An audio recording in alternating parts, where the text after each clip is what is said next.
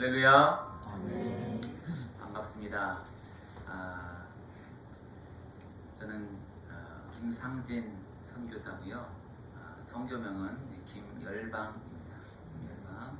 제 아내는 장정혜인데 장영광이고요. 저희는 해외에서 2011년부터 현재까지 사역을 하고 있고요. 오늘은 이제 저희가 어떻게 살아왔는지를 좀 나누고 싶습니다.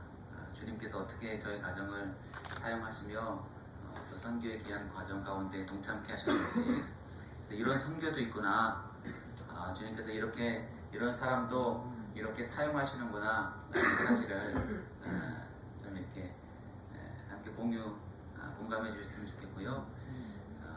평소에 우리 이대식 목사님을 통해서 은혜로운 말씀이 증거됨을 알기에 오늘은 저희 삶을 나누는 시간이 되었으면 좋겠어요.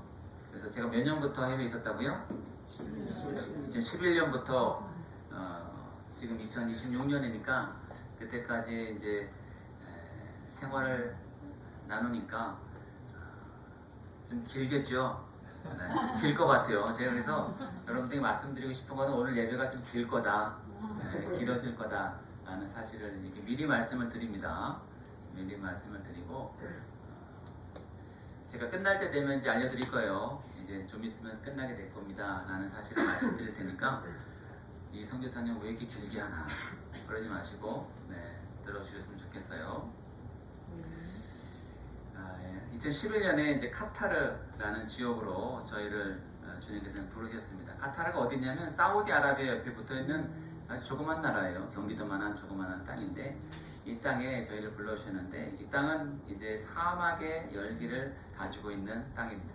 여름이 되면 50도가 넘는 무더위 땅. 한국도 많이 더워졌잖아요 요즘에. 그것보다 조금 더 덥다고 생각하시면 됩니다. 여러분 찜질방 들어갈 때 느껴지는 그 열기를 이제 문 열고 문 밖에 나가면 바로 느낄 수 있습니다. 바로 느낄 수 있는 그런 무더위의 나라 카타르. 근데 이 카타르가 사실은 50년 전까지만 해도 굉장히 가난한 나라였어요. 진주조개를 캐는 그런 가난한 나라였는데 갑자기 부강하게 됐죠. 왜 그럴까요? 석유가 발견되면서, 그리고 석유보다도 이 천연가스가 발견되면서 이 천연가스를 보면은 지금 카타르가 있고 저 위에 이란이 있잖아요. 그 사이에 페르시아만인데 그 바다 사이에 이제 천연가스가 나와요. 그래서 이란하고 거기를 이제 함께 천연가스를 끄집어내는 거예요. 그래서 요번에 막 이란이 이 가스 시설을 많이 파괴했거든요. 전쟁 나면서. 왜냐하면 그걸 안 부수면은 카타르가 다 가져가니까 그걸 부순 거예요. 그리고 갑자기 발전한 이 카타르 도시에 2022년에 혹시 카타르에 무슨 일이 있었는지 아십니까? 우리 역시 형제들, 젊은 형제들이 있어서 바로 하네. 월드컵. 2022년 카타르 월드컵. 웬 중동 땅에 월드컵이냐, 무더위의 땅이 월드컵이냐. 이 카타르 겨울 한 12월쯤 되면은 12월, 1월, 2월이 카타르는 날씨가 제일 좋아요. 한국의 가을 날씨 정도 돼요. 그래서 12월 달에 아마 월드컵을 했을 거예요. 그리고 월드컵 할 때 공약이 각 자리마다 다 에어컨 나오게 해주겠다. 여러분 앞에 그냥 에어컨이 한 대씩 있는 거예요. 구멍에서 에어컨이 막 나오는 거예요. 시원하게 해줄 테니까 우리도 개최하게 해달라 해서, 이 무더위의 나라에서도 이 석유가 많이 나오고 돈이 많으니까, 그렇죠? 카타르들은 굉장히 부자입니다. 막 집도 으리으리하고요. 뭐 자동차도 막 4대씩 소유하고 있어요. 4대씩 소유하고 있고 집집마다 메이드 두고 있고요. 도하는 굉장히 발전한 도시예요. 이곳은 이제 95% 이상이 순니파 무슬림이 있는 지역입니다. 무슬림들 기도 참 열심히 하잖아요. 그렇죠? 하루에 5번씩 기도를 합니다. 그리고 곳곳에 모스크가 얼마나 많이 있는지요. 한국에도 교회 많다고 하는데 비할 바가 아닙니다. 모스크가 훨씬 더 많아요. 우리 집 주변에만 해도 막 모스크가 3-4개씩 있어가지고 막 새벽마다 아잔 소리가 막 울려 퍼지는 거예요. 주님께서 근데 이 땅에 우리를 보내시면서 왜 이 땅에 보내셨을까? 저희 기도하는데 이 땅에서 좀 다른 예배를 드려라. 이 땅에 예배자가 필요하다. 지금 헛된 예배를 드리고 있는 많은 이 무슬림들 가운데 참된 예배와 교회를 원하신다 라는 마음을 주셔서 저희는 그 말씀에 순종해서 이제 카타르로 떠나게 되었습니다. 도착하고 나니까 주님, 저희가 무엇을 할 수 있겠습니까? 이 땅에 지금 교회도 없는데요. 너희끼리 예배 드려라. 그런 마음을 주시는 거예요. 저희가 예배 드릴 곳을 찾다가 어디로 갔을까요? 한 공원으로 갔습니다. 공원에 가서 이제 예배를 시작하는 거예요. 돗자리를 사가지고 돗자리를 피고 공원에 가서 예배를 드립니다. 금요일, 주일 이렇게 예배를 드려요. 이 무슬림 국가, 이 중동 지역은 금요일이 휴일이거든요. 금요일이 쉬는 날이에요. 그래서 금요일에 예배를 드리고 주일날은 다 출근을 해요. 저녁에 예배를 드립니다. 이 땅에서 예배를 드리는데 이때는 저희가 12월 달에 갔거든요. 날씨가 참 좋았어요. 이때는 서늘하니 한국 가을 날씨처럼 선선한 바람이 불어서 좋았는데 이제 날씨가 점점 무더워지기 시작하는 겁니다. 이제 50도 가까이 이르는 무더위가 찾아오기 시작하는 거예요. 이 기도가 나오는 겁니다. 주님, 어떻게 이제 이 땅에서 예배를 드릴 수 있겠습니까? 이 무더위에 숨쉬기도 힘들거든요. 숨쉬기도 힘들어요. 그때 주님께서 저희 기도를 들어주시고 기적적으로 한 가정을 렌트하게 해주셨어요. 방 2개에 거실 하나짜리 집을 이제 렌트를 합니다. 그래서 방 하나를 저희가 교회로 만들었어요. 그리고 나머지 방은 이제 사택으로 쓰고 사택 겸 교회가 되는 거예요. 저희 집을 하나 렌트해서 방 2개, 거실 하나짜리. 그리고 이제 교회 이름을 지었습니다. 혹시 교회 이름이 뭔지 아십니까? 저 뒤 플랜카드에 다 나와 있어요. 카타르 열방의 영광교회라고 이름을 지었어요. 카타르 열방의 영광교회. 제 성교명이 지금 뭐라고요? 김열방. 제 아내는요? 장영광. 카타르 열방의 영광교회라고 저희가 이름을 짓고, 카타르는 보통 이렇게 오시는 분들이 교회를 검색해서 오세요. 카타르에 어떤 교회가 있나 검색해서 오시거든요. 그래서 그 검색에 이제 나타나야 되잖아요. 그래서 저희가 이제 교회 블로그를 하나 만들었습니다. 카타르 열방의 영광교회라고 교회 블로그를 만들어서 저희가 어떻게 지내는지를 이제 사진과 함께 올렸어요. 지금도 저희 블로그가 있습니다. 그래서 저희 교회를 찾아오고 싶으신 분들이 있으면 이렇게 올 수 있도록 저희가 블로그를 만들고 예배를 드리기 시작하는 거예요. 근데 처음에는 뭐 예배 드릴 사람이 있습니까? 저와 아내가 둘이서만 예배를 드리는 거예요. 설교 누가 할까요? 제가 하고. 대표기도 누가 합니까? 제 아내가 하고. 특송 누가 해요? 제 아내가 하고. 축도 제가 하고. 둘이서만 예배를 드리는 거예요. 뭐 예배 드릴 사람이 있어야죠. 예배 드릴 사람이 있어야죠. 둘이서만 예배 드리는 생활을 하는 거예요. 이 사진 잘못 들어간 것 같은데요. 민망한 사진이 들어갔는데. 비록 둘이 예배 드리지만 두세 사람이 내 이름으로 모이는 곳에 내가 너희와 함께 하겠다 약속의 말씀 주셨잖아요. 그렇죠?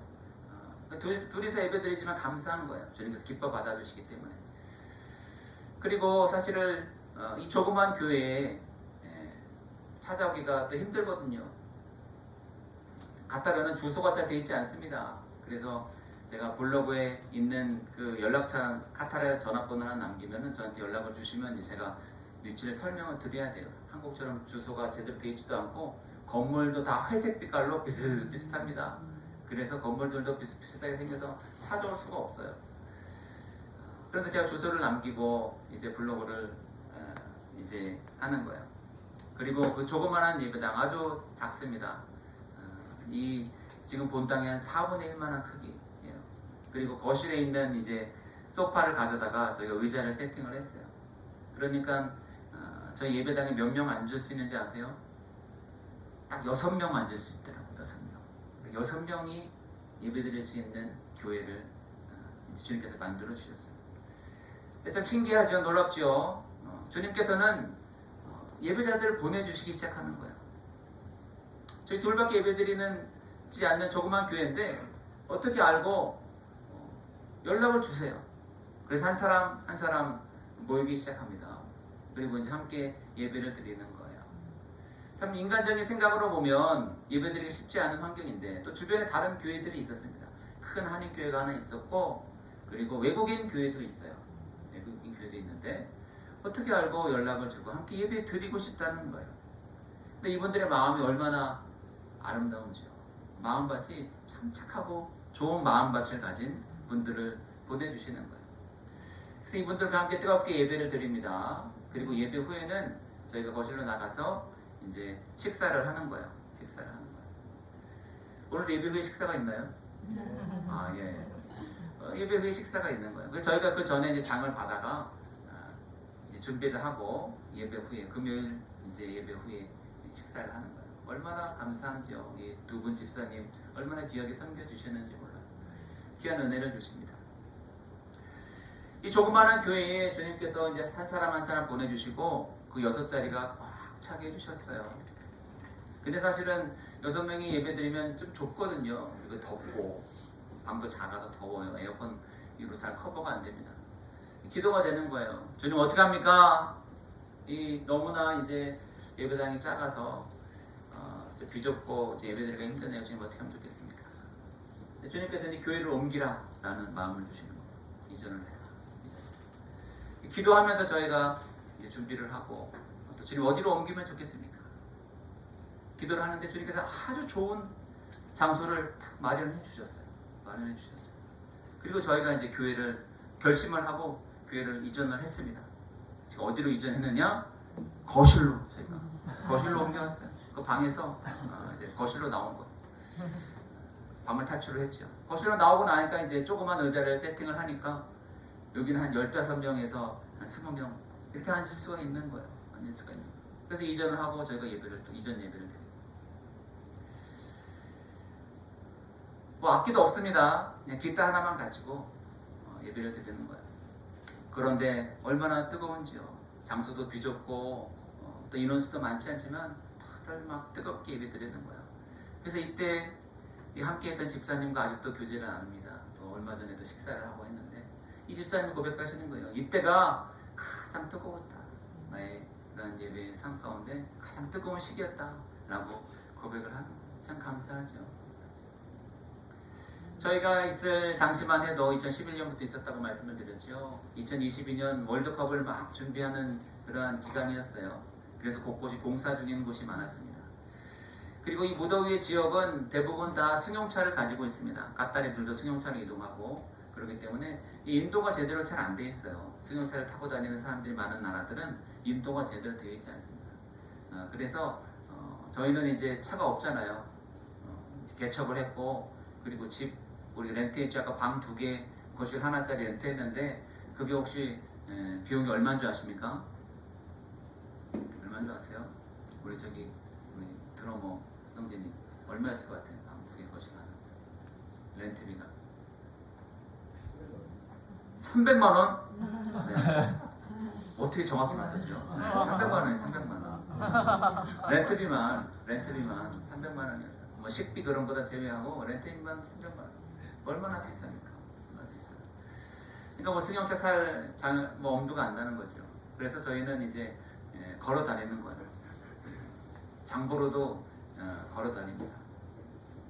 낮에 걸으려고 했다가 뭐 쓰러질 뻔한 적이 있어요. 그래서 이제 저녁에 저희가 해가 떨어지면 장보러 걸어가는 거예요. 30분 정도 걸어갔다가 이제 30분 정도 이제 걸어오는 거예요. 1시간 걸려요. 그래서 마트에서 이제 장을 봐가지고 이게 걸어옵니다. 걸어와요. 그러면 뭐 인도가 제대로 안 돼 있고 곳곳이 공사 중이어서 저 길을 걷는데 흙바닥이죠. 차 한번 지나가면 먼지가 확 올라와요. 그럼 또 걷기가 굉장히 힘듭니다. 그런데 걸으면서 저희는 감사하고 또 저 뒤에 모스크가 보이죠? 모스크가 보이면 제가 또 기도해요. 모스크 보이면 기도하고 또 찬양하면서 걷는 거예요. 찬양하면서 둘이 이렇게 기도하면서 걷는 것이 얼마나 행복한지요. 내 평생에 주의 이름 높이며 어느 곳에 서든지 주님을 예배하리라. 내가 다 밟는 모든 땅 아버지의 영광이 선포되야 하리. 찬양하며 주님을 예배할 때 하늘 가득한 주의 영광 보리라. 나를 통하여 나의 입술을 인하여 주의 이름 높임을 받으소서. 참 찬양을 많이 불렀어요. 걸어다니면서 모스크를 보면서 또 땅을 밟으면서 찬양을 참 많이 했습니다. 잠을 봐서 걸어오는데 보통 이제 같은 속도로 걸어와요. 같은 속도로 걸어와요. 근데 하루는 제 아내가 저 뒤에 멀리 걸어오고 있는 거예요. 그래서 여보 함께 갑시다. 함께 갑시다. 이렇게 돌아보는데 또 잘 못 따라와요. 못 따라와. 그래서 다시 뒤를 돌아보니까 양팔에 짐을 들고 고개를 숙이고 땀을 식히고 있다.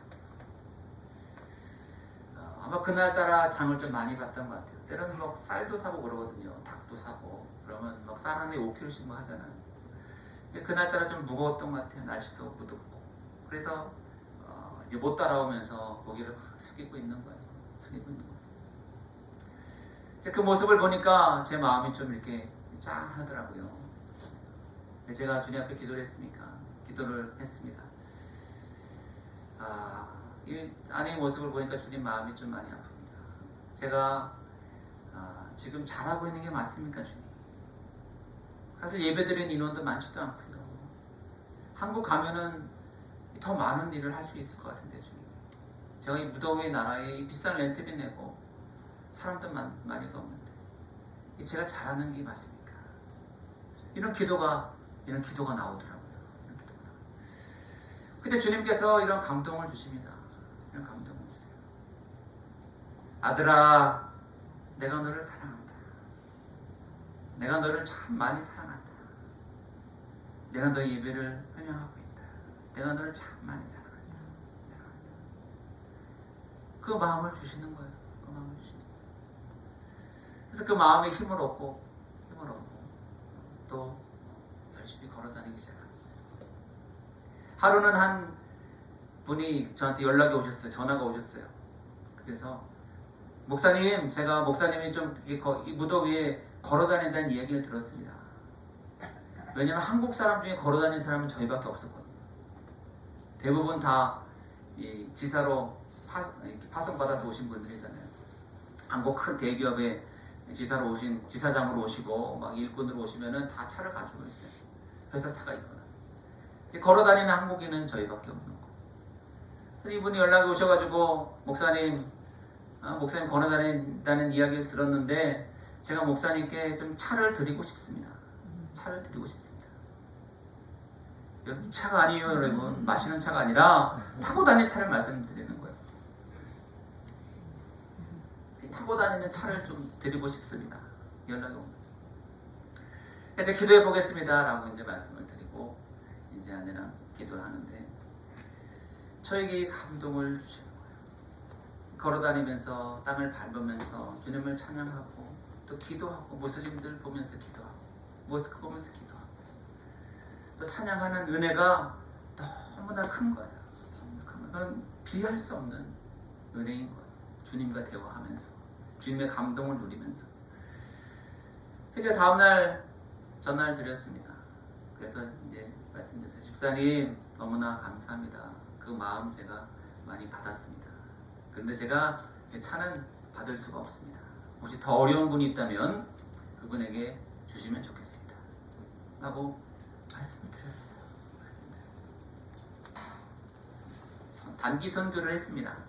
근데 2019년에 저에게 이제 풀타임 선교사로 옮기라는 그런 마음을 주셔가지고 저희가 주님의 음성에 순종해서 비행기를 타고 이제 레바논이라는 땅으로 완전히 제가 이주를 하게 됩니다. 레바논이 어디 있냐면요, 레바논으로 옮기고 나서도 열심히 걸어 다닙니다. 열심히 걸어 다녀요. 그런데 이 산악 지역이라서 막 각도가 이래요. 그래서 걷기가 힘듭니다. 이 백석대도 좀 경사가 있잖아요, 그렇죠? 백석대도 좀 경사가 있는데 그것보다 좀 더 이게 경사가 심하다고 보시면 돼요. 아니 이 지역을 막 걸어 다니니까 사실은 쉽지가 않더라고요. 평지를 걷는 거는 괜찮았는데 이 산악 지역을 걷는 게 쉽지가 않았습니다. 그래서 이렇게 막 걷는 생활을 또 하고 있는데 어느 날 이제 아내가 갑자기 몸이 아파오기 시작합니다. 그리고 갑자기 화장실에서 저를 급하게 막 부르기 시작을 해요. 그래서 내가 가보니까 막 놀라 있는 거예요. 놀라 있는 거예요. 보니까는 하혈을 아주 심하게 했습니다. 하혈을 심하게 했습니다. 그래서 저희가 이제 급하게 이제 응급실을 갔죠. 병원 응급실을 갔어요. 병원 응급실을 갔더니 이제 초음파를 찍고 의사가 저한테 그러더라고요. miscarriage. 혹시 무슨 뜻인지 아십니까? 영어로 miscarriage. 유산. 여기 애기집 보이죠?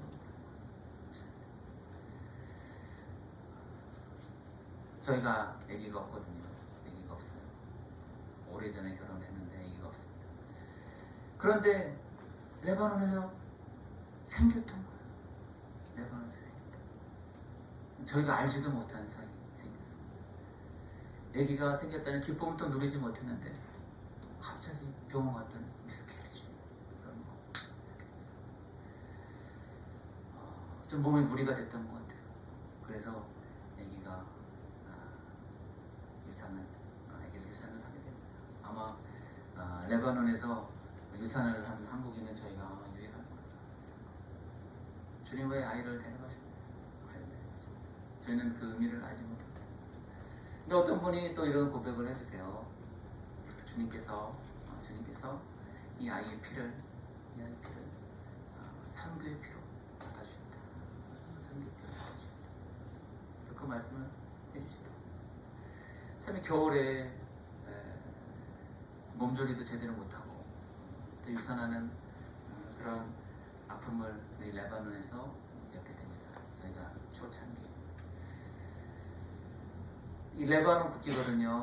레바논은 이게 혹시 무슨 나무인지 아십니까? 네네, 백향목. 레바논은 백향목이 있는 나라. 성경에 나오는 백향목. 솔로몬의 성전을 지었던 백향목이 있는 나라가 바로 레바논입니다. 그래서 2,000고지가 넘는 곳에 자라거든요. 그래서 백향목 숲이 아주 아름답게 위치해 있습니다. 그리고 레바논은 참 아름다운 곳이 많아요. 로마 시대 때 발백이라는 지역에 가면 이 로마 시대 때 그 신전도 있고요. 그리고 지중해를 끼고 있어요. 그래서 지중해 바닷가에 보면 이 비둘기 바위라고 또 이런 아름다운 곳이 있고 일몰 때 얼마나 예쁜지 몰라요. 성경에 나오는 두로와 시돈이 있는 땅, 레바논. 레바논 아름답죠? 한번 와보고 싶으시죠? 네. 나중에 한번 레바논에서 뵙기를 축복합니다. 네, 아멘 하신 분들 다 오시길 바랍니다. 전쟁 중이지만. 레바논 사계절이 있습니다. 그래서 꽃도 얼마나 아름답게 피는지요. 산이 있고 꽃이 있고 사계절에 있는 나라. 그리고 채소와 과일이 엄청나게 많아요. 적과 꿀이 흐르는 땅이거든요. 적과 꿀이 흐르는 땅.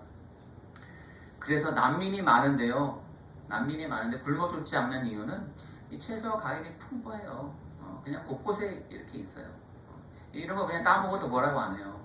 막 봉지 가져가서 막 담는 거는 안 되는데 길에 있는 거 하나씩 따먹는 거는 누구도 뭐라고 하지 않습니다. 워낙 많으니까. 그리고 논이 있습니다. 저희 집에 이제 동부인데 레바논 동부에 있는데 저희 집에서 이 산이 보이는데 이 산이 어디냐면 이스라엘에서 여러분들이 아는 헤르몬산이 이렇게 레바논에도 있어요. 레바논에도 이렇게 끼고 있어요. 저희 집에서는 헤르몬산의 그 논이 이렇게 보입니다. 또 가까이 갈 수도 있어요. 가까이 지역으로 이동할 수도 있어요. 레바논에 이렇게 많이 눈이 내립니다. 3,000고지가 넘는다고 말씀드렸잖아요. 그래서 막 2차선 도로가 1차선 도로 될 정도로 이 눈이 많이 내리는 나라. 눈이 많이 내립니다. 근데 이 눈이 얼마나 소중하냐면요. 이 눈으로 우리가 씻는 물, 식수를 다 사용을 해요.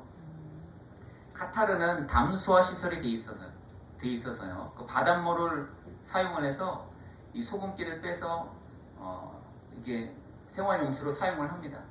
근데 레바논은 이 나라가 가난해가지고 그 시설이 안 돼 있어요. 그래서 여름에 비 내리거나 겨울에 비 내리거나 이렇게 눈 내리면은 이 물을 이제 사용하는 거, 지어서 퍼가지고 이제 사용을 하는 거. 저희 집 옥상에 있는 물탱크거든요. 저희 집도 지하수를 써요. 그래서 지하수 이렇게 모터 달아서 펌프로 옥상으로 이렇게 이동을 한 다음에요. 저기 저장을 해놨다가 저 물을 이제 식수로 또 씻는 물로 사용을 하는데 절대 먹지는 못합니다. 왜냐하면 석회수거든요. 색깔이 누런 물이 나와요. 그래서 레바논에는 식수를 이 페트병의 식수를 사도 이게 다 석회입니다. 커피pot 끓여보면 이 안에가 하얗게 이게 석회가 생겨요. 근데 한국 물은 안 생기더라고요, 여러분. 제가 이제 커피pot에다가 이렇게 끓여도 한국 물은 안 생겨요. 석회가 안 생겨요. 물이 좋은 나라, 대한민국. 저희가 지금 선교관이 지내고 있는데 또 뜨거운 물은 왜 이렇게 잘 나오는지요. 뜨거운 물 잘 나오고 바다도 따뜻하고 대한민국 최고입니다. 레바논은요, 뜨거운 물 한번 쓰려면은 스위치 올리고 막 30분 기다려야 돼요. 그것도 잠깐 나왔다가 또 멈추고. 그리고 물도요, 이 물이 말라요. 지하수가 말라요. 겨울에만 눈이 내리거든요. 여름엔 눈이 안 내려요. 그러면은 이제 여름 되면은 물이 떨어지면 다른 데서 물 퍼와야 돼요. 그리고 이제 물도 아껴야 돼가지고 이렇게 손 씻은 물 그냥 안 버립니다. 나중에 화장실 이게 물 내릴 때 써야 돼요. 그만큼 물이 귀한 나라입니다. 그래서 여름 되면 이렇게 하늘만 쳐다보는 거예요. 언제 한번 비 내릴까? 언제 한번 소나기 내릴까? 저희가 살고 있는 지역의 이제 마을 모습인데요. 저 멀리 눈 내린 산을 넘어가면은 시리아 땅입니다. 시리아 땅. 그리고 저희가 천백고지에 살고 있거든요.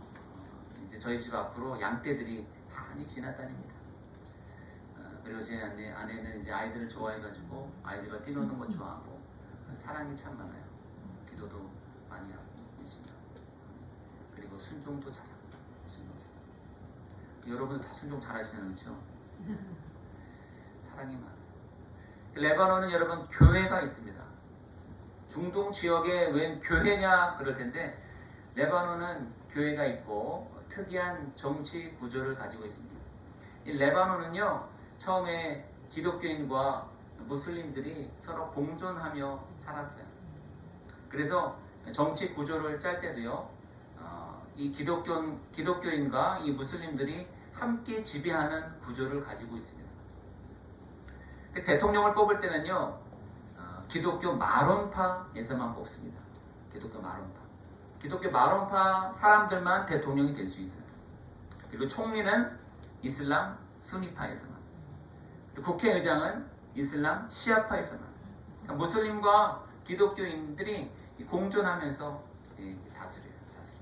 처음엔 이게 서로 화합하는 모습으로 좋았는데 지금은 어떤 일들이 제대로 진행이 잘 되지가 않습니다. 왜냐면 이 정파에서 무슨 일을 하려고 하면 여기서 막 끌어당기는 거야. 안 된다고. 또 여기서 뭐 하려고 하면 여기서 안 된다는 거야. 도로 보수도 제대로 안 될 정도로 지금은 굉장히 힘든 삶을 살고 있습니다. 기독교 마론파라고 했는데 이 마론파가 사실은 우리가 알고 있는 그냥 기독교가 아닙니다. 복음주의 교단이 아니라요, 동방정교회에 가깝습니다. 동방정교회. 그래서 여러분 이렇게 마론파 교회 가보면요, 왼쪽 사진처럼 돼 있는 그림이 많아요. 예수님이 계시잖아요. 십자가 못 박혀 돌아가신 예수님 계시는데 그 뒤에 더 큰 사람이 있죠. 이게 누군지 알아요? 이게 성자예요. 성자. 마론. 또 오른쪽에 나오는 그림은 쉐르빌이라는 성자인데 이런 성자를 통해 기도합니다. 여러분 이해가 되세요? 카톨릭하고 비슷해요. 마리아를 통해서 기도하고 이 성자 마론 쉐르빌을 통해서 기도하는 거예요. 우리처럼 주님 앞에 담대히 그냥 기도로 나아가는 게 아니라, 예수님의 이름으로 나아가는 게 아니라 이 성자들한테 부탁을 하는 거예요. 마론파 기독교. 그게 마론파 기독교고요. 실제 복음주의 교단은 1%밖에 되지 않습니다. 이 레바논에 사실은 굉장히 큰 어려움들이 참 많이 있었습니다. 과거에는 이제 오스만 투르크의 지배를 받았고, 그리고 1920년대에는 프랑스의 지배를 받아요. 식민지였어요. 프랑스의 식민지 영향으로 지금도 레바논 안에는 불어를 많이 쓰고요. 영어보다도 불어를 많이 씁니다. 그리고 학교에서도 불어로 수업을 하는 학교들이 많이 있어요. 그리고 이 땅 안에는, 레바논 안에는 내전도 있었습니다. 내전.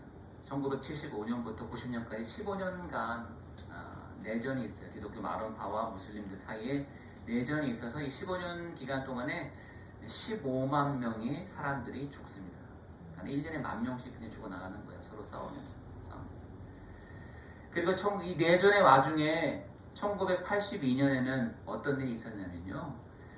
이스라엘이 이 레바논으로 탱크를 밀고 들어와요. 베이루트까지 탱크를 밀고. 그러니까 우리나라로 생각하면 북한이 탱크 밀고 들어온 거예요. 수도 서울 그리고 천안까지 들어왔다고 보시면 됩니다. 탱크 밀고. 근데 왜 들어왔냐? 저쪽 요르단에 보면요. 그 당시 요르단에 이거는 안 되는군요. 요르단에 보면은 피에로라고 있었어요. 팔레스타인 해방기구.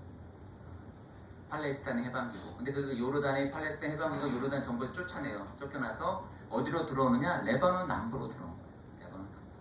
레바논 남부로 들어와서 이스라엘을 괴롭히니까 이스라엘이 이 김에 탱크를 밀고 들어오게 됩니다. 1982년에. 그때 생긴 단체가 뭐냐면은 시아파 무장 단체인 헤즈볼라라는 단체가 생기게 돼요. 헤즈볼라. 여러분 뉴스에 많이 나오는 그 헤즈볼라.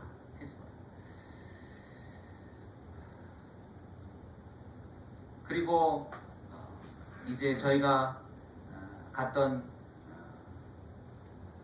2000 몇 년입니까? 네? 19년, 20년 코로나가 있었고, 그리고 그때 큰 경제 위기가 오게 됩니다. 큰 경제 위기, 큰 인플레이션이 오게 돼요. 저희가 2013년부터 매년 레바논을 방문했거든요. 근데 레바논은 고정 환율제를 씁니다. 1달러에 혹시 얼마인 줄 아세요?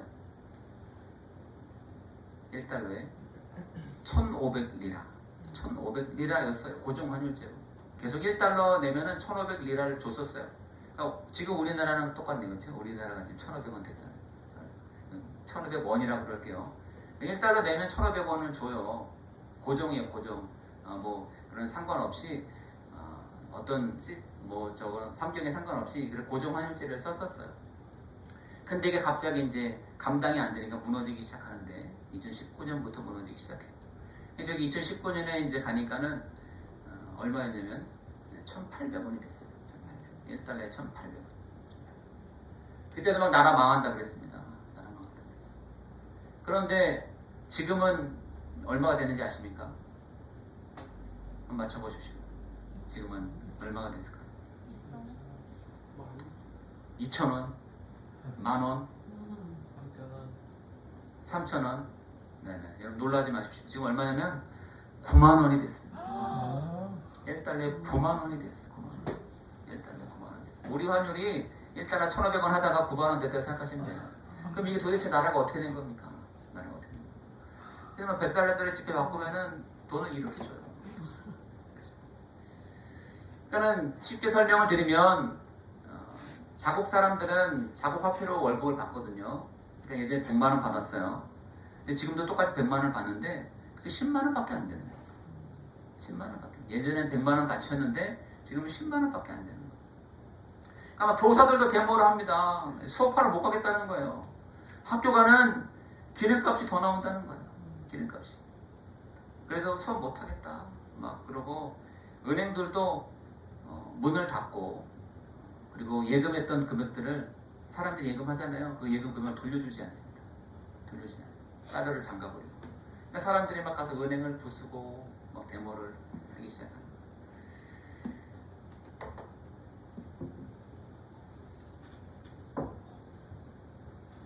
이거는 2020년 8월 달에 있었던 베이루트 항구 폭발 사건입니다.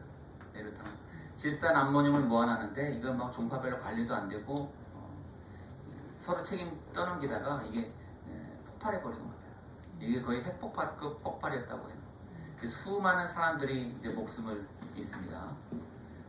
대단한 폭발이었어요. 주변에 있는 건물들 창문들 다 깨지고요. 건물들이 완전히 그냥 날아가 버렸습니다. 그리고 아파트 안에 있던 사람들 다 죽게 되고요. 그리고 주변의 자동차들 완전히 다 망가지게 됩니다. 이때가 이제 코로나였어. 2020년 여러분 잘 아시죠? 사람들도 밖에 이제 잘 다니지 않는 이런 기간이었는데 우리가 무슨 일을 할 수 있겠습니까, 주님? 그래도 우리에게는 우리의 목숨을 귀한 것으로 여기지 않는 마음을 주셔서 우리 나가야 되겠다. 그래서 나가서 우리가 할 수 있는 일을 해야 되겠다.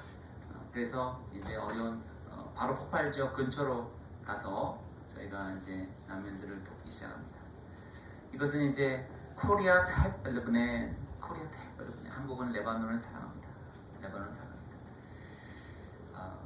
레바논 사람들도 사실은 안 나오는데 한국 사람이 나와서 도우니까 막 이들이 감동을 받는 거예요.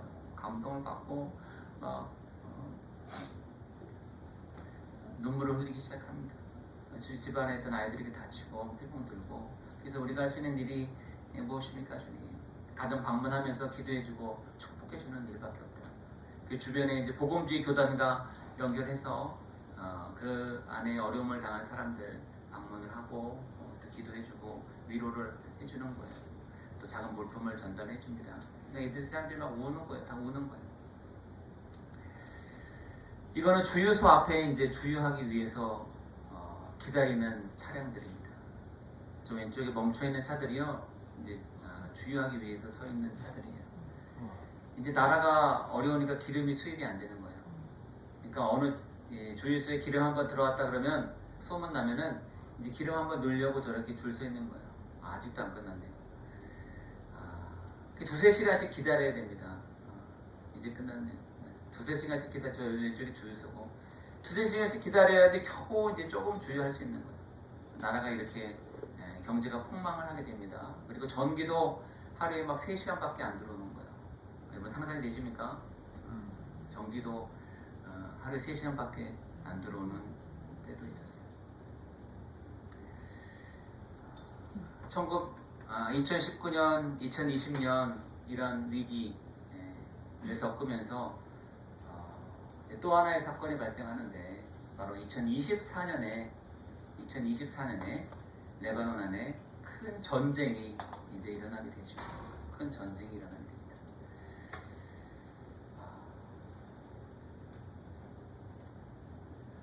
여러분 뉴스 보시면 자꾸 레바논이 나와요. 2024년도에도 그랬고 지금도 그렇고. 근데 왜 레바논이 나오는지 모르겠다. 전쟁은 다른 나라랑 하고 있는데 왜 레바논이 나오는지 모르겠다.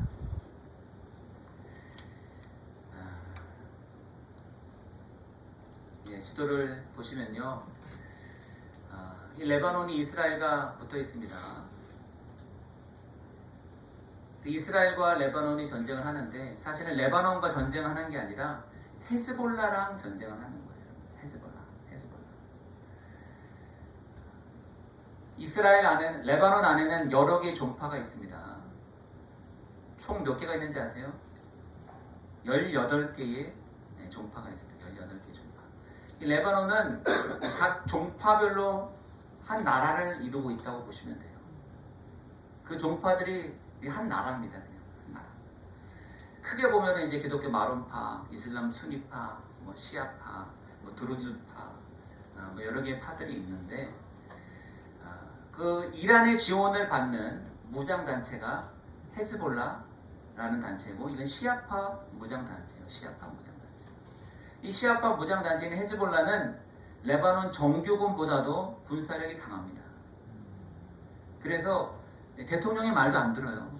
대통령이 지시한다고 해서 말을 듣는 게 아니에요. 자체적으로 행동을 합니다. 이란의 지시를 받아가지고요.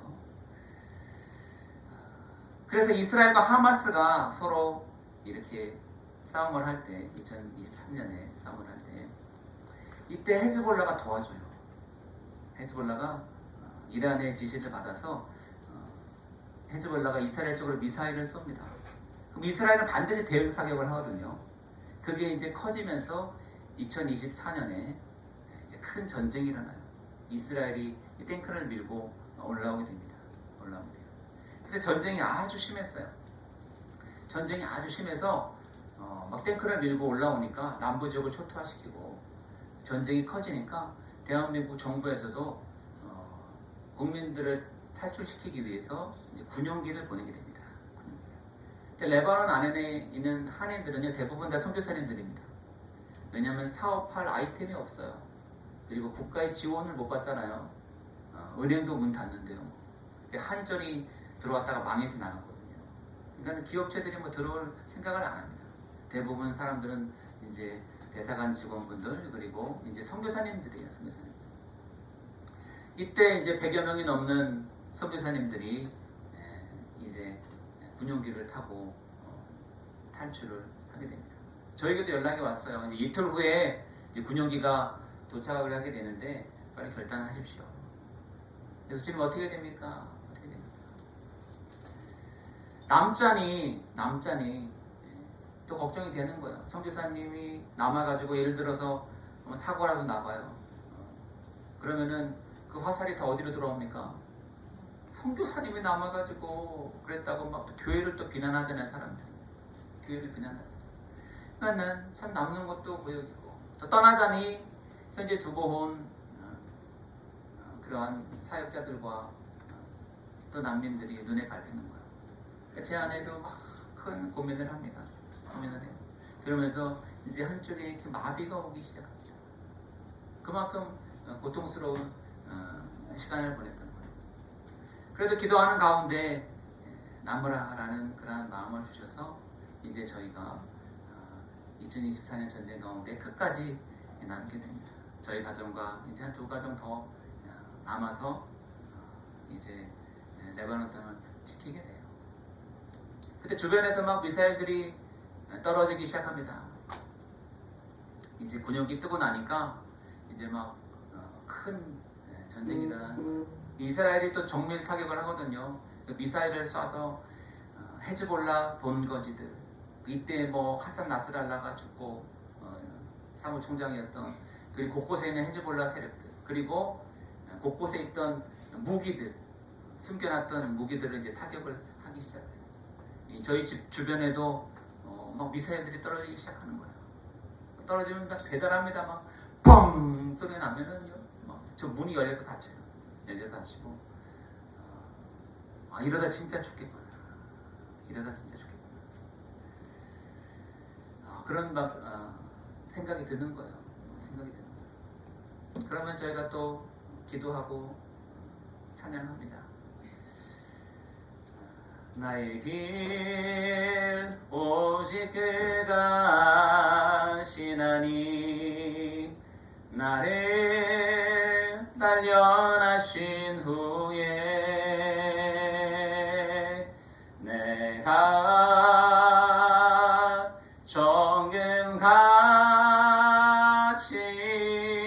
정금같이 나오리다. 주님 언제 데려가십니까? 주님 지금이라도 데려가십니까? 기도가 나오는 거예요. 이 과정 가운데 많은 난민들이 생깁니다. 남부 지역은 완전히 초토화가 되었고요. 그 남쪽에 있는 사람들이 다 북쪽으로 올라옵니다. 저희가 주님 무엇을 할 수 있겠습니까? 기도하는 가운데 이들을 섬기라라는 마음을 주셔서 저희가 이제 큰 마트로 장을 보러 가고 그리고 음식을 이제 싸고 준비를 해서 푸드 패키지를 만들어서 각 가정을 방문을 하기 시작합니다. 그래서 어려운 사람들 방문해서 함께 찬양하고 말하고 찬양하고 또 축복기도 해주고 그리고 돌아오는 거예요. 이것은 의약품입니다. 약을 먹지 못하는 분들이 있으면 이제 의약품을 사서 나눠드리는 거예요. 베이루트 보이시죠? 파란색으로 표시된 지역이 이제 수도 베이루트고요. 오른쪽에 빨간색으로 표시된 지역이 자흘레입니다. 베이루트에서 자흘레를 가려면 큰 산을 하나 넘어야 됩니다. 저희가 살고 있는 지역이 자흘레고요. 그 더 동쪽으로는 이제 다마스커스, 다메섹이죠. 사도 바울이 심했던 다메섹. 시리아입니다. 자알레 바로 옆에 동네가 이제 시리아예요. 그래서 저희가 자알레에 살고 있는데 장을 보려면은 이제 베이루트까지 가는 거 산을 하나 넘어가야 됩니다. 1시간 반 정도 걸려요. 1시간 반 정도. 그리고 저 위에 북쪽에 보면은 트리폴리라는 지역도 있어요. 트리폴리. 저희가 저 지역까지도 갑니다. 저 지역에 있는 어려운 분들 돕기 위해서 자알레에서 가면요 대각선으로 못 가고 베이루트 갔다가 가야 돼요. 그러면 가는 데만 2시간 반, 또 돌아오면 2시간 반, 한 5시간 정도 걸려요. 그런데 산을 넘어가다 보면요 이런 날씨가 참 많아요. 그래서 안개 끼면요 앞이 보이지가 않습니다. 그냥 앞차만 따라가야 돼요. 그리고 이쪽으로 2차선 대 중앙 분리대가 없어가지고 이쪽으로 2차선 됐다 저쪽으로 2차선 됐다가 막 그래요. 운전하기가 굉장히 힘듭니다. 그리고 저는 제 길을 분명히 정확하게 가고 있는데 앞에서 막 차가 오고 있어요. 보면은 역주행하는 차들. 역주행이 전혀 어색하지 않은 나라. 레바논은. 한 번은 이 길을 가다가 이제 베이루트 내리막길에서 차가 한번 돌았어요. 왜냐하면 비가 오는 날이었는데 레바논은 노후화된 차들이 많이 있습니다. 한국에서 거의 폐차급의 차들을 많이 수입해요. 그래서 이렇게 스티커 안 뗀 차들도 많이 있어요. 무슨 태권도, 무슨 학원, 뭐 그런 피아노 학원, 뭐 그런 스티커들이 있어요. 뭐 환영합니다, 뭐 그런 글자도 붙여 있고 그래요. 그런 차들을 택시로 써요. 거기는 택시가 아니라 버스, 세르비스라고 하는데 그런 봉고차들을 버스로 사용을 해요. 한번 차가 돌았습니다. 이 기름이 막 센 차들 앞에 지나갔나 봐요. 그래서 큰 사고가 한 번 난 적이 있습니다. 그래서 매번 이렇게 5시간씩 운전하는 게 쉽지가 않아요. 혹시 기억나시는 분들 있다면 안전하게 다녀올 수 있도록 기도해 주시면 감사하겠습니다. 저희가 이제 저 멀리 북쪽까지 가서 이제 어려운 분들 만나고 돌아오는 사역들을 합니다. 이거는 레바논 안에 있는 교회입니다. 아론파 교회가 아니라 복음주의 교회예요. 복음주의 교회. 우리가 알고 있는 장로교. 많은 선교사님들이 레바논 안에 들어와서요. 시리아 난민들을 돕는 사역들을 해요.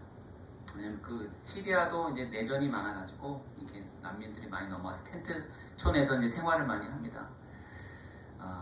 그래서 이제 그 사역들을 많이 하시는데 그런 과정 가운데 이제 사실 레바논 사람들이 많이 소외가 돼요. 왜냐면 시리아 사람들은 유엔의 지원도 받고 또 이런 선교사님들이 많이 와서 돕고 하는데 레바논 안에 있는 어려운 분들은 사실 돕는 손길들이 없거든요. 없어요. 그래서 이제 주님께서 저희에게 그 아픔을 좀 보여주셔가지고 이분들을 좀 섬겨야 되겠다 라는 마음을 주셨어요. 이 시리아 난민 사역 하시는 한국에서 파송 단체에서 오신 분들은 사실은 그 파송 교회의 요구사항을 실행할 수밖에 없습니다. 그래서 시리아 난민 쪽에 집중할 수밖에 없어요. 다른 사역들을 전혀 할 수가 없습니다.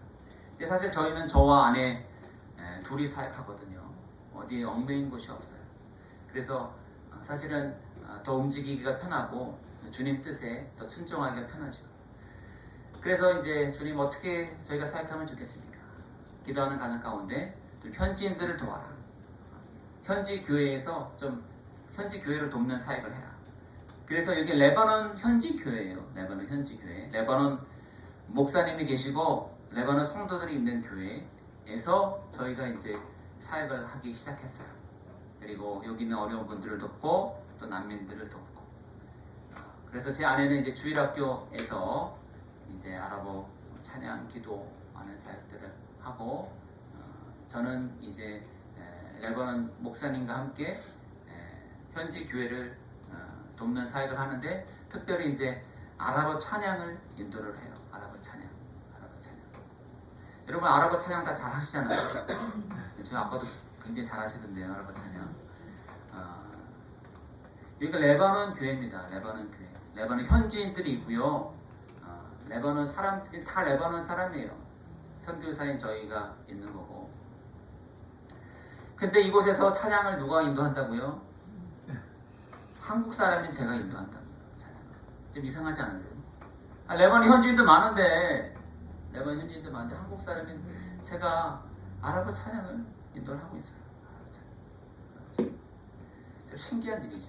신기한 일이에요. 아랍어가 또 어렵거든요. 이게 발음도 막 없는 발음도 있고 오른쪽에서 왼쪽으로 쓰고 발음도 희한하고 레바논 찬양이 또 굉장히 이상해요. 처음에 듣다 보면은 이런 곡도 있나 막 싶고 막 단조에 막 우울한 곡도 많고 막 변조도 많고 막 4분의 4박자에다 갑자기 8분의 6박자 됐다가 막 희한해요. 근데 이런 아랍어 찬양을 인도하게 해주셨어요. 그래서 제가 지금은 아랍어 찬양을 몇 곡 정도 인도할 수 있느냐? 몇 곡 정도 할 수 있을 것 같습니까? 네? 뭐라고요? 다 할 수 있어요. 몇 곡 정도 개수를 물어보는 거예요. 우리 형제님 한 50곡 정도 할 수 있을 것 같다. 한 분만 더. 500곡. 제가 지금 한 400여 곡 정도를 인도할 수가 있습니다. 400여 곡 정도 인도할 수가 있어요. 그래서 주님께서 특별한 은혜를 주셨어요. 그래서 전혀 모르는 곡도 생전 처음 들어보는 아랍어 곡도 몇 시간만 있으면요 제가 준비를 해서 인도를 할 수가 있어요. 찬양 인도를 할 수가 있어요. 그 은혜를 저에게 주셨어요. 그럼 어떻게 이런 은혜를 주셨느냐?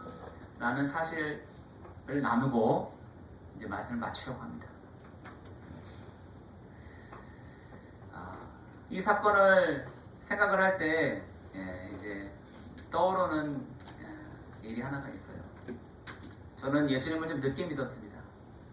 신앙생활을 늦게 했어요. 그래서 고3 때 이제 대학생 때 딱 여러분 나이 때에 예수님을 믿었어요. 그때 한 학원 선생님이 이제 전도를 해주셔가지고 예수님을 믿게 됐어요.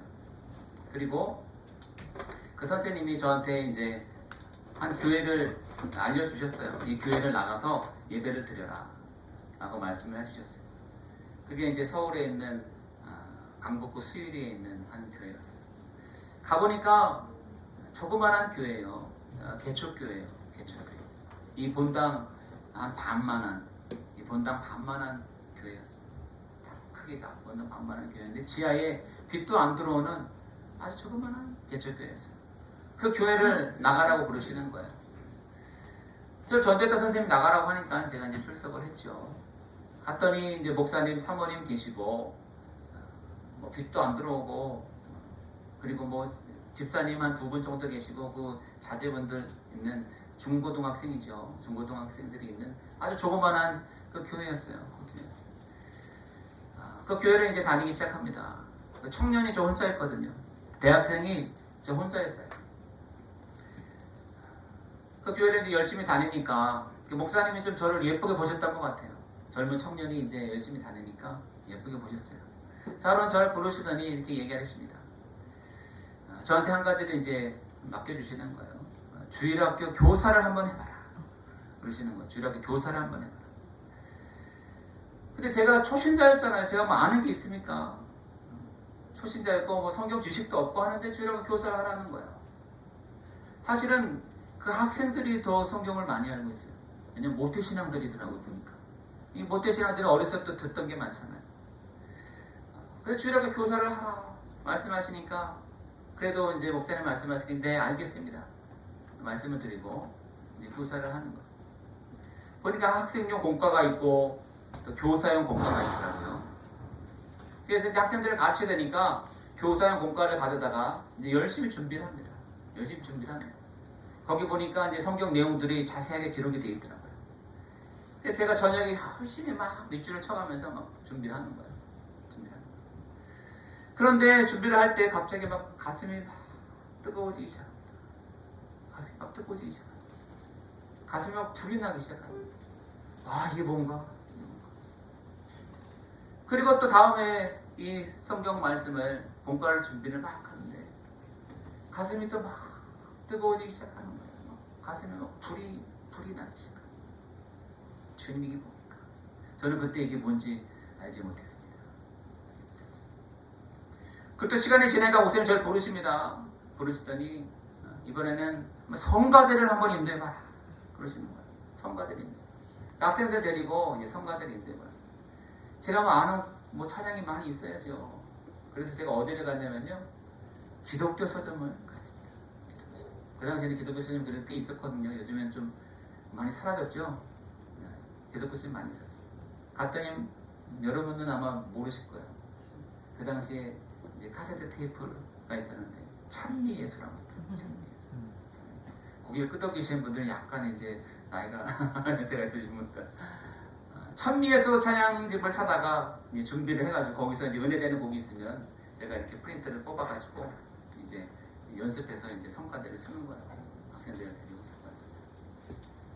시간이 지나니까 목사님 저를 부르십니다. 이번에는 기타를 치면서 찬양 인도를 한번 해봐라. 그러시는 거예요. 찬양 인도. 근데 제가 뭐 찬양을 할 수가 있어야죠. 기타를 칠 수가 있어야죠. 그래서 제가 CCC 그때 생활했거든요. CCC 가서 기타를 배워가지고 찬양 인도를 하기 시작하는 거예요. 또 기독교 서점에 가서 더 많은 찬양을 들으면서 은혜되는 곡들이 있으면 이제 찬양 인도를 하는 거예요. 근데 이제 기타가 이게 손이 잘 안 바뀌더라고요. 그때 처음 치는데 이게 쳐보신 분은 알 거예요. 이게 손이 잘 안 가거든요. 제가 이제 가장 쉬운 코드로 구성된 곡들 위주로 이제 부르는 거예요. 계속 똑같은 곡만 부릅니다. 왜냐면 다른 곡은 부를 수가 없으니까요. 성도님들이 원하는 곡이 아니라 제가 부를 수 있는 곡만 계속 부르기 시작하는 거예요. 그러다 보니까 이제 손이 바뀌기 시작합니다. 한 곡 한 곡 배우기 시작하는 거예요. 그리고 이제 모든 코드를 다 칠 수 있게끔 그렇게 이제 훈련이 되었어요. 또 시간이 지나고 나니까 목사님이 저를 부르십니다. 이번에는 설교를 한번 해봐라. 그러시니까 설교를 한번 해봐라. 설교를 한번. 목사님이 출타하시니까 설교를 한번 해봐라. 그래서 제가 목사님 말씀하시니까 어떻게 합니까? 네, 알겠습니다. 말씀을 드리고 어디를 갈게요? 기독교 서점을 또 간 거예요. 기독교 서점을 가가지고 가보니까 이제 설교집들이 있더라고요. 설교집. 이 설교집을 사가지고 이제 준비를 합니다. 그때도 막 가슴이 막 뜨거워지는 거예요. 그래서 이제 설교를 하기 시작하는 거예요. 제가 언제부터요? 대학생 때부터요. 대학생 때부터. 97년도부터 제가 설교를 하는 거예요. 그런데 또 출타는 또 왜 이렇게 많이 하시는지요? 또 노예가 있다고 수요일도 또 출타하시고 금요일도 출타하시고 뭐 그러시니까 계속해서 이제 설교를 하기 시작하는 거예요. 그리고 교회가 작고 일꾼이 없다 보니까 토요일 날이면 청소하러 교회 가고 청소하러 또 교회가 작다 보니까 이제 겨울 되면은 이 등유 난로를 띱니다. 등유 난로를 띄면 지금이야 뭐 히터 에어컨 막 다 한꺼번에 나오잖아요. 그때는 겨울이면 등유 난로를 뗐어요. 그럼 열기가 막 이렇게 돕니다. 그럼 찬양 인도하면은요 열기가 위로 올라오거든요. 그럼 굉장히 힘들어요. 숨쉬기도 힘들어요. 그런데도 불평불만하지 않고 그렇게 찬양 인도를 하기 시작을 하는 거예요.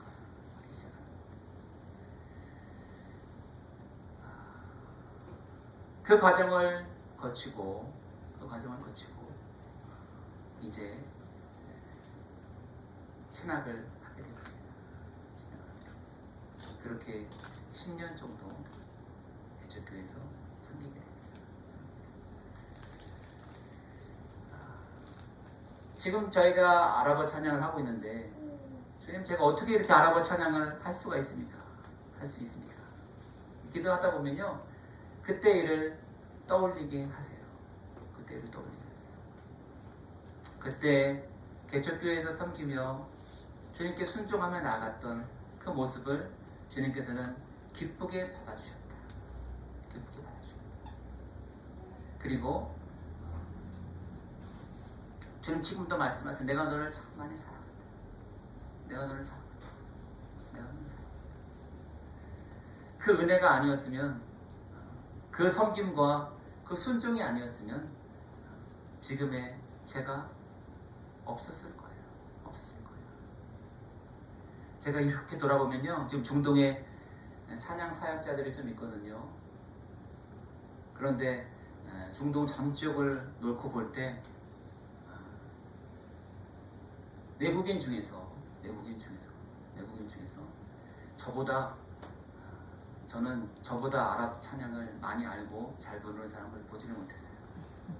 제가 제 입으로 이 얘기하기 참 민망한데 아랍 전 지역을 통틀어서 저보다 많이 알고 많이 부르는 사람을 저는 보지는 못했어요.